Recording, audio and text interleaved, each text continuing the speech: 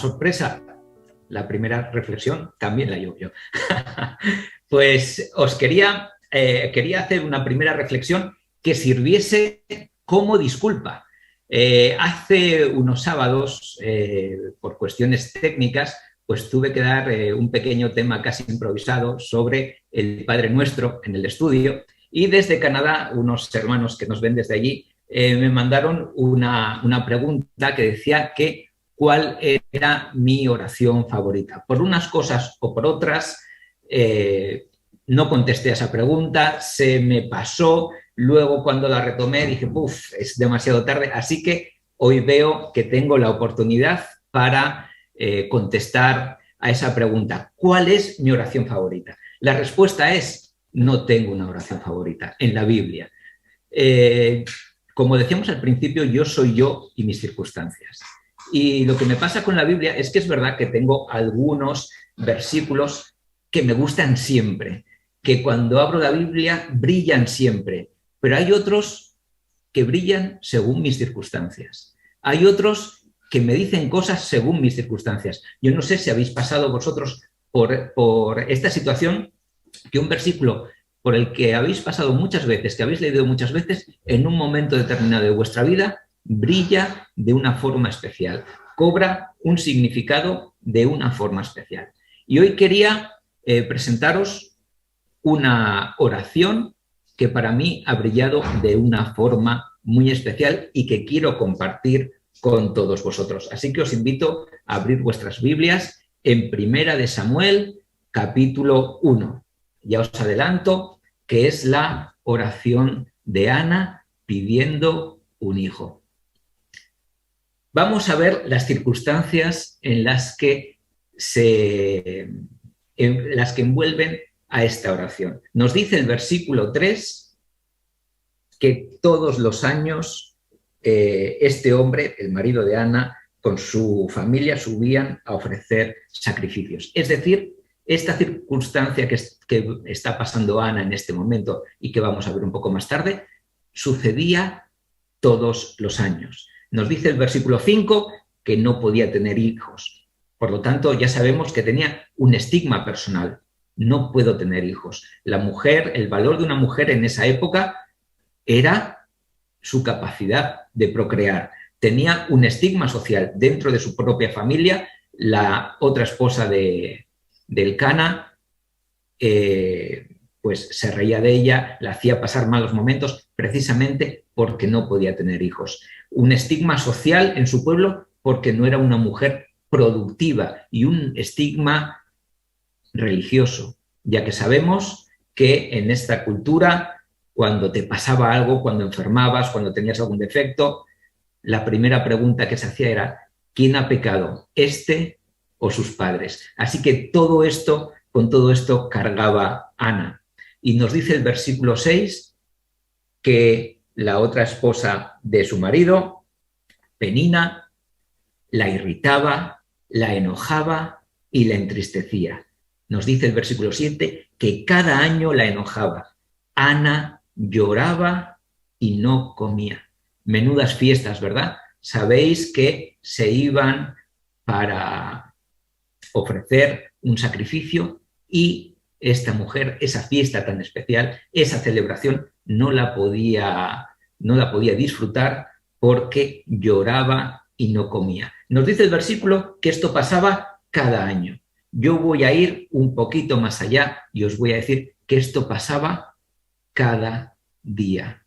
Cada día estoy seguro que Penina no cesaba o no hacía pasar de largo la oportunidad, si la tenía, para poder decirle a Ana, yo soy mejor que tú, nuestro marido te podrá querer más a ti, pero la que le está dando los hijos soy yo. La que está perpetuando su nombre en Israel soy yo y no tú. Nos dice el versículo 8 que lloraba, no comía y que tenía el corazón afligido. ¿Sabéis? Otras versiones nos dicen que estaba angustiada, que es un nivel mucho mayor que el de la tristeza. La angustia es un dolor del alma, es una situación, digamos, más extrema que una simple tristeza. Y aquí nos dice el versículo 9 que fue al templo. ¿Sabéis? Este versículo me recuerda a mi madre. Mi madre, que es un gran ejemplo para mí en su vida espiritual y cristiana, es una buena adventista y fue una muy buena católica. ¿Y sabéis lo que siempre me ha dicho mi madre? ¿Sabes lo que he hecho en falta de la Iglesia católica que no tiene la Iglesia adventista? Yo la primera vez que me lo dijo, dime mamá, sorpréndeme. Dice que las iglesias siempre están abiertas. Y comprendo esa necesidad. En una casa con 3 hijos, no muy grande, tener un momento de intimidad con el Señor es difícil. En la iglesia hay esa quietud, hay esa soledad, donde, bueno, poder conectar mejor. Me imagino a Ana haciendo lo que mi madre también quiso hacer, que es ir a la iglesia para tener ese momento de quietud, ese momento de soledad, ese momento de intimidad. Y con amargura de alma, nos dice el versículo 10, lloró abundantemente. El versículo 14 nos dice que encima, en este momento de debilidad, en este momento de vulnerabilidad, Elí la toma por una borracha. ¿Y sabéis dónde quiero ir a parar? ¿Sabéis cuál es el mensaje que tengo para vosotros esta mañana y para mí mismo? No es la oración de Ana. Dice, pero ¿cómo puede ser si nos has dicho que nos vas a hablar de tu oración favorita? Pues os he engañado un poco. Porque mi parte favorita de este relato está en el versículo 18, en la última parte. Y Ana se fue y comió y no estuvo más triste. Pero ¿qué poder tiene esta oración? ¿Qué poder tiene esta comunicación cuando nos dice que Ana ha estado sufriendo durante años el desprecio? Que Ana ha estado sufriendo durante años el estigma de la mujer estéril. Que Ana ha estado sufriendo durante años irritación, enojo, tristeza, amargura de alma, lloro, muchas veces falta de apetito por el malestar que tenía dentro. Y resulta que va, ora, se levanta, sale y dice que no estuvo más triste. ¿Sabéis cuál es lo más importante de la oración? No las palabras que podamos poner en ellas, no la literatura que podamos que poner en esa oración o cómo construir esa oración, sino la actitud que tenemos ante la oración. Hay 2 actitudes, la del fariseo o la del publicano. La de las palabras rimbombantes, las frases bien hechas, la enumeración de méritos, o el ir a buscar realmente el poder de Dios que se esconde detrás de la oración. Hay 2 actitudes diferentes frente a la religión. La del rico en el templo que hacía tintinear su bolsa de monedas para que todo el mundo oyese que había ofrendado generosamente, o la de la viuda que discretamente puso 2 blancas y que para Jesús fue digna de todo elogio. ¿Sabéis? La actitud de la oración, el triunfo de la oración, consiste en aceptar la voluntad de Dios. Porque seamos sinceros, cuando Ana se levantó, cambió su semblante, no estuvo más triste y se fue a comer, su problema no se había arreglado. Nosotros sabemos toda la historia que viene detrás, pero en ese momento su problema no se había arreglado.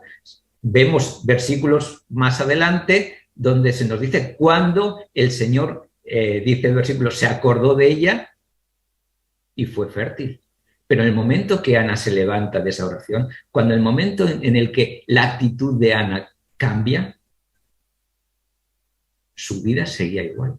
Seguía siendo la Ana estéril, la Ana estigmatizada. ¿Y sabéis la reflexión que yo saco de aquí? que la respuesta a la oración es inmediata. ¿Cuántas veces se nos ha dicho que Dios responde de 3 formas diferentes? Sí, no, y todavía no es el momento. Podemos decir que Dios responde siempre inmediatamente, trayéndonos paz, ausencia de tristeza, el poder retomar nuestra vida a pesar de que las circunstancias no hayan cambiado, porque ya no es mi problema, porque el problema está en las manos del Señor. ¿Sabéis? El cambio de actitud de Ana no se produjo cuando el Señor contestó a su oración según ella había pedido. Fue en el momento que depositó toda su carga a los pies del Salvador.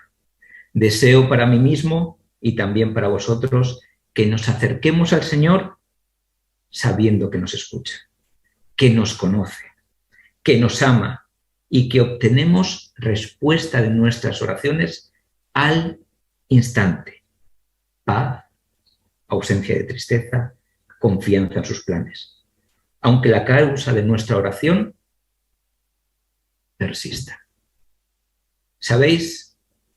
Esta oración de Ana, de un versículo, solamente un versículo, tiene para mí el valor de este último medio versículo que hemos visto en el 18. Y Ana se fue y comió y no estuvo más triste. Si luego queréis tener una oración chula, si luego queréis leer una oración preciosa, un canto de gozo, un canto de agradecimiento, ya os voy a poner unos deberes, y es que leáis 1 Samuel capítulo 2, que comienza diciendo: entonces Ana oró y dijo. Pero lo que a mí me interesa traeros hoy, la idea que a mí me gustaría que fuésemos partícipes hoy, es que Ana, después de orar, sin haber cambiado sus circunstancias, se fue, comió y no estuvo más triste. ¿Cuánto me gustaría que mi oración fuese así de poderosa? ¿Cuánto me gustaría tener esa confianza en el Señor para decir, a pesar de las circunstancias, Señor, yo te he presentado mi problema. Obra, actúa como tú creas necesario, pero yo ya me voy a desentender de esto.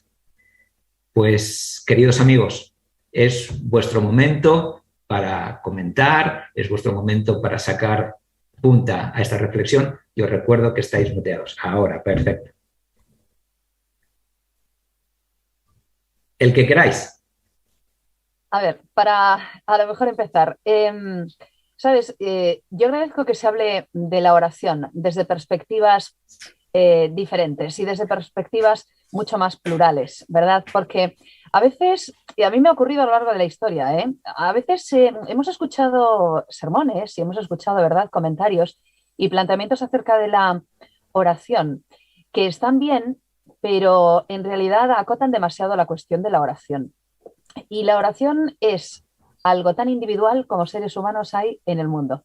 Cada uno de nosotros tenemos un tipo de comunicación con Dios. No podemos explicarle a los demás, porque de hecho eso es algo íntimo, ¿verdad?, cómo nos comunicamos con Dios. Y es verdad que hay diferentes tipos de oración, es decir, la oración que hacemos, pues a lo mejor en la congregación, que tiene ciertos parámetros lingüísticos incluso, ¿no? Y bueno, que nos hemos puesto de acuerdo en hacer algo un poquito más global, pues para organizarnos un poco. Pero de lo que estamos hablando aquí y de lo que estás hablando con esta historia tan linda de Ana en aquella situación tan concreta, es de mi comunicación con Dios, de la manera en la que ella se comunicó con Dios.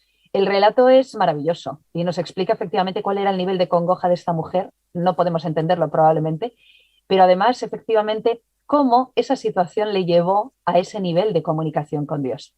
Y como primer apunte, y seguro que ahora comentaremos más, ella efectivamente no sabía el final de la historia, pero aquel punto, aquel nivel de comunicación con Dios la llevó a la más absoluta tranquilidad y la llevó al Señor, hágase tu voluntad. Me he puesto mi corazón en tus manos e independientemente de lo que ocurra, que yo no lo sé, por una parte ella se fue toda tranquila, pero yo creo que por otra parte también tenía fe en que esa oración había llegado de verdad arriba y algo bueno iba a pasar. ¿Sabes? Tengo esa sensación después de todo, sin saber cómo era la historia. Es un momento muy bonito para reflexionar sobre la aplicación de la verdadera oración.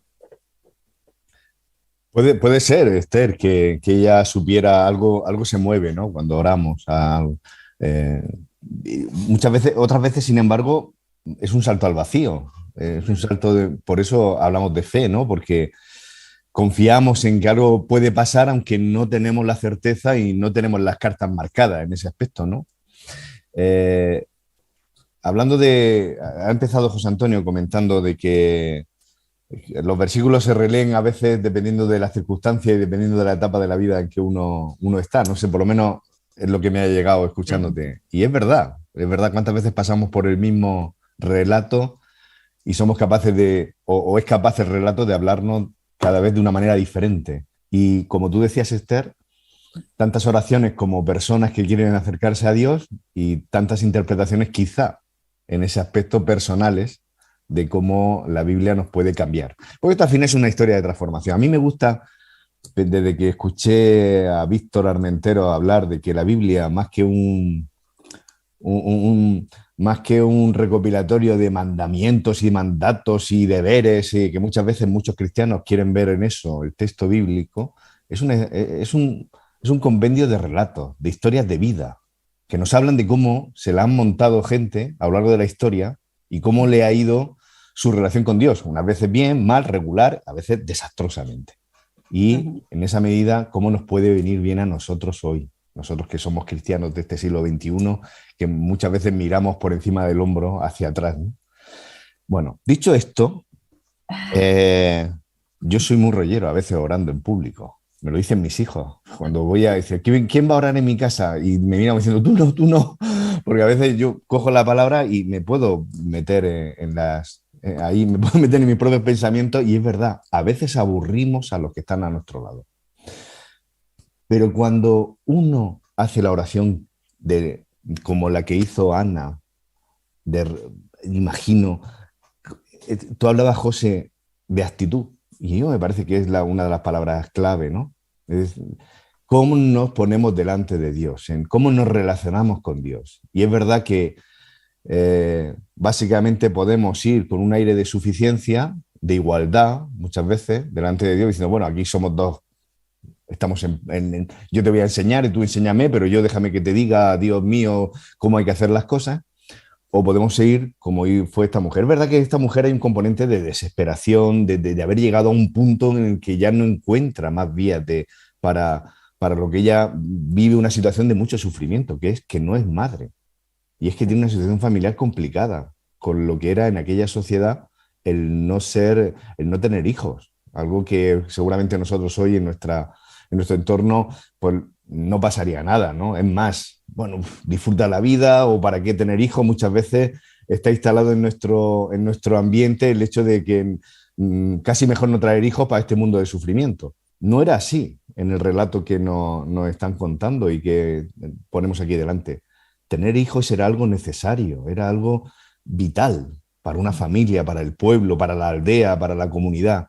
Y en ese aspecto, sentirse señalado y además el componente de Dios no está contigo si no tienes hijos. Mucho cuidado, ¿no? Señalar eso de que Dios te ha castigado, ¿no? Porque eres estéril, algo habrás hecho. Hombre, súmale eso. Es decir, claro, porque también tiene que ver con la cuestión de la oración y de nuestra actitud con respecto a la oración. Claro. ¿Quién es nadie? Para decir en qué situación espiritual está nadie? A veces somos muy atrevidos. Fijaos que en ese mismo relato que antes nos comentabas, mencionaste, ¿verdad, José Antonio, ese momento en el que el sacerdote en aquel momento, Elí, le dice a esta mujer sin saber lo que estaba pasando, y además es curioso, ¿no? Se supone que estábamos en un ámbito de recogimiento y aquella mujer perfectamente podía estar orando, perfectamente sobria, es decir, lo normal era que una persona, suponemos, ¿no?, estuviera allí orando. Y sin embargo, fijaos la actitud curiosa de este hombre que estaba acostumbrado a ver a gente orando. Y no le pareció que aquella mujer estuviera orando, le pareció que estaba ebria, que es un razonamiento bastante peculiar. ¿Quiénes somos nadie para juzgar la forma en la que los demás se comunican con Dios y se están relacionando con Él? ¿Qué sabemos? Quizás Elí lo que estaba acostumbrado a ver era gente orando quizás como el fariseo. Probablemente.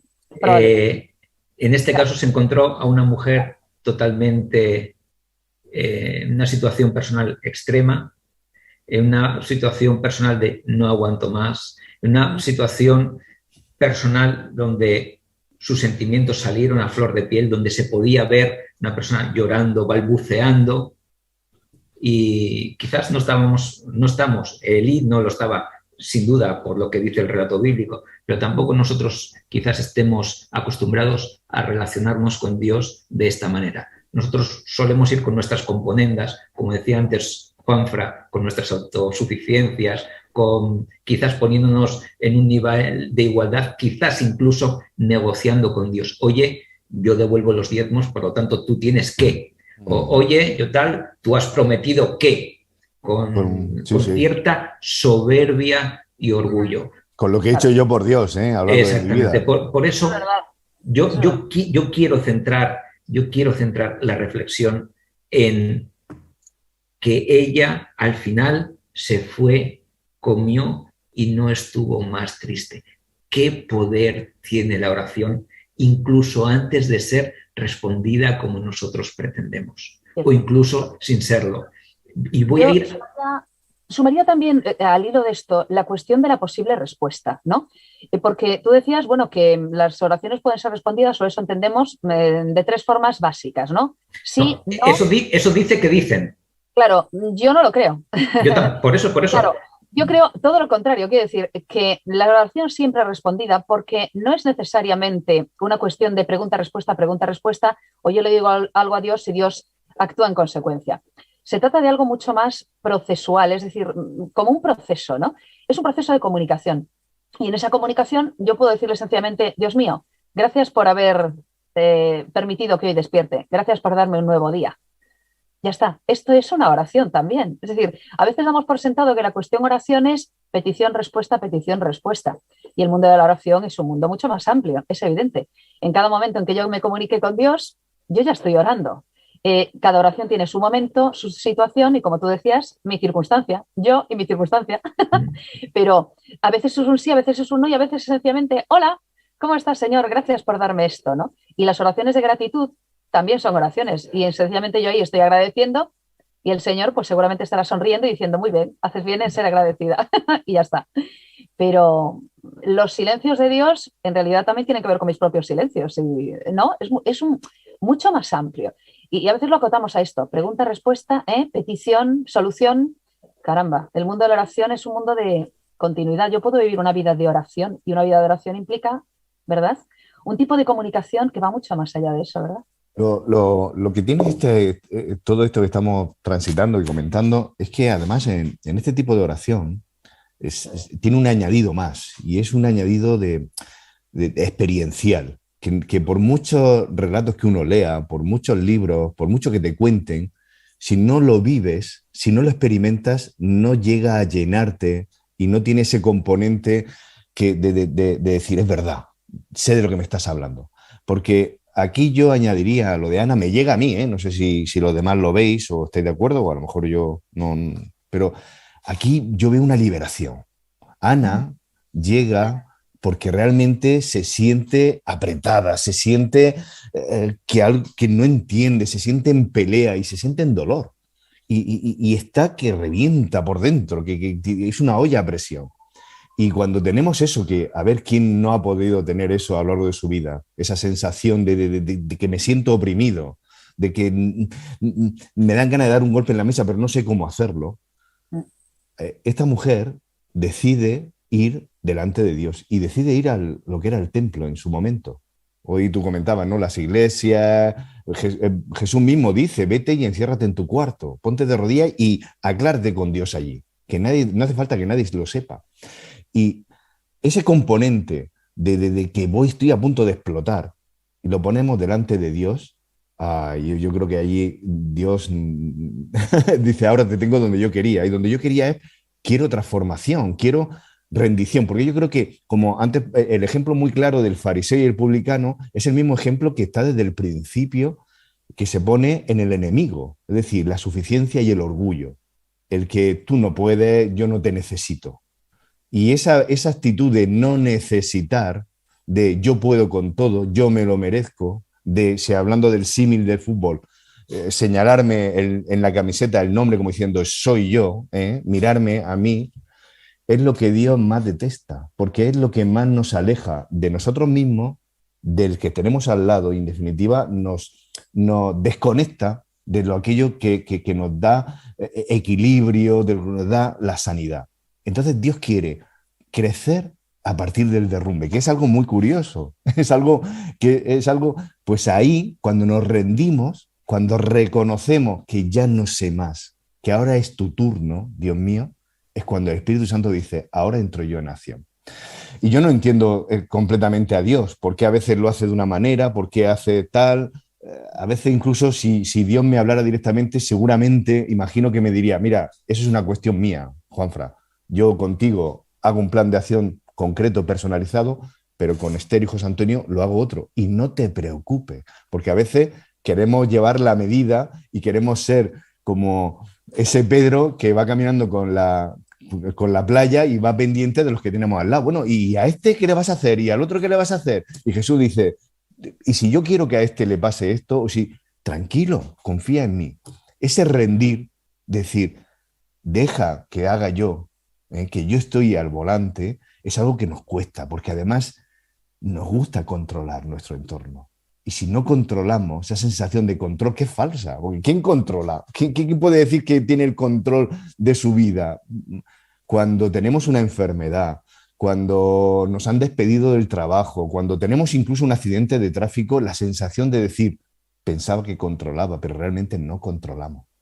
Sí. Y entonces Dios dice, sí, es que estoy yo detrás, tienes que confiar. Cuando un ser querido se va y uno ve la frugalidad de la vida, y entonces toca confiar. Y es lo que aquí le está pidiendo Dios a Ana, confía en mí, que es lo más difícil. Ese ya no es, bueno, voy a ver si sale esto, sale el otro, o muchas veces le decimos al hermano que está al lado, no, ten fe en que esto...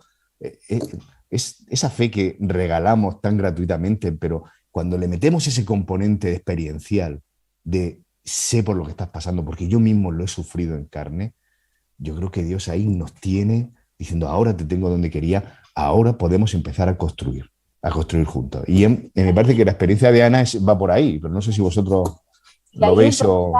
Eso que llamamos el poder de la oración transformadora, ¿no? Estaba pensando yo ahora que la Ana que entró a orar al templo en aquel momento era una Ana diferente a la Ana que salió. Era la misma persona, sin embargo entró en un estado de completa desesperación y salió aliviada.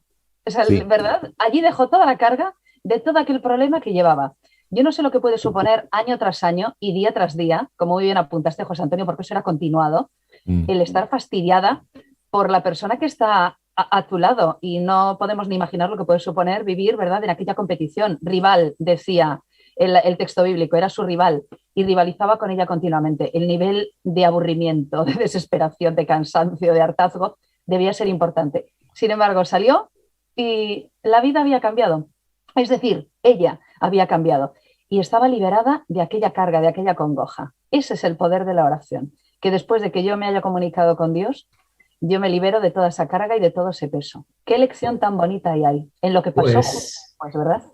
Pues a esto es a lo que os invitamos y nos invitamos a nosotros mismos, a vivir esta experiencia transformadora de la oración, esta experiencia de abandonarnos en los brazos de Jesús, en dejar que sea Él quien dirija nuestra vida, a pesar de todo, a pesar de que no sean mis planes, a pesar de que los imprevistos no me gusten en el camino. Y sabéis, todas las oraciones van a tener una contestación perfecta en un momento determinado.